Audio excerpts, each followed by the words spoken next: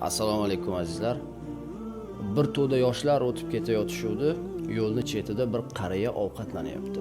Ramazon oyida. Haligi yoshlar aytdi: "Ey otaxon, uyalmaysizmi? Yoshingiz bir joyga borib qolgan. Biz yosh bo'lib turib roza tutdik. Siz roza tutmaysizmi?" Otaxon aytdi: "Bolalarim, men rozaman." "Men rozaman" dedi, lekin ovqatlanayotgan edi. Shunda yoshlar aytdi: "Nima u biz ustimizdan kulyaptimi bu?"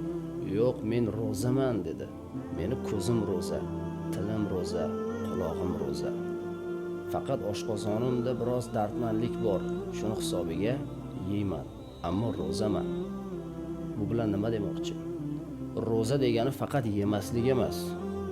Roza bu ko'z rozasi, til rozasi, so'zlamaslik behuda, quloq rozasi, yomon so'zlarni eshitmaslik. Hammasi bu roza. Aslida bekordan bekorga shayton Ramazon oyida zanjirband bo'lmaydi.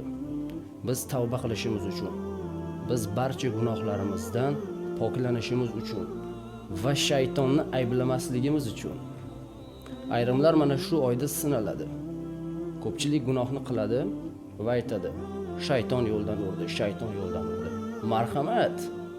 Ana endi bu bahonani qila olmaysiz.